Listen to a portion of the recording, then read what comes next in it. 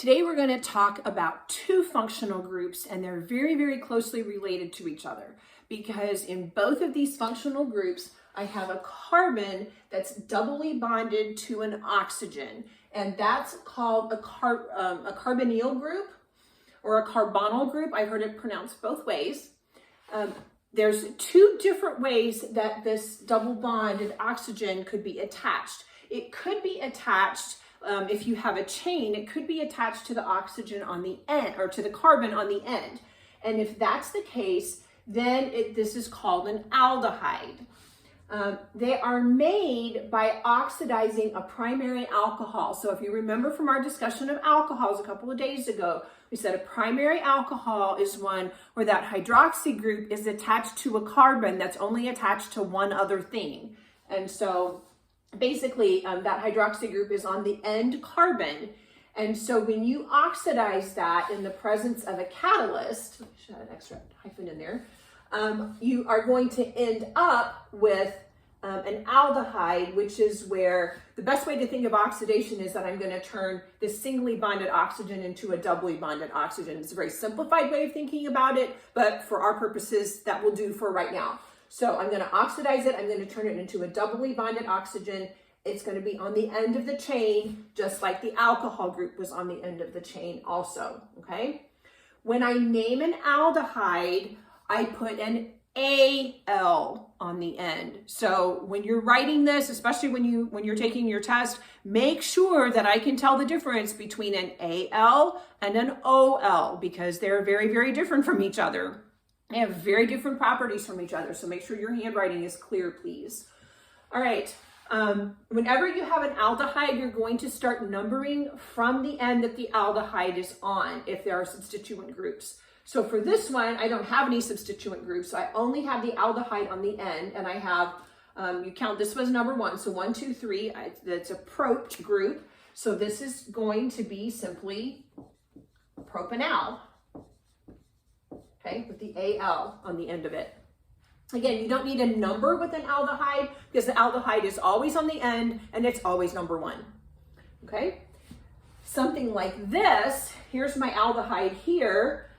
This is going to be number 1 because that's where the aldehyde is. And so this one, I have a methyl group hanging off the number 2. So I'm going to have 2-methyl. And I have a parent chain of 4. So it's going to be butanal. 2-methyl butanal. Okay? That's really the extent of what you're going to have there as far as naming aldehydes. You can all have other stuff hanging off of them, but the aldehyde's always going to be number 1.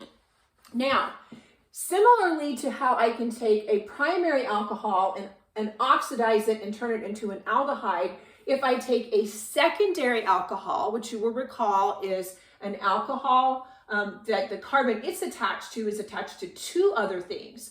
If I oxidize that, then it turns it into what's called a ketone, where the carbon is attached to 2 other things and it's doubly bonded to an oxygen, okay? And so the ending for ketones is ONE. And so if I look at something like this, I'm gonna have 1, 2, 3, 4, 5. So my parent is a pentane. And then the doubly bonded oxygen is on number 3 because this doubly bonded oxygen can shift around. I'm going to have 3, so I have to have a number for it, 3-pentanone.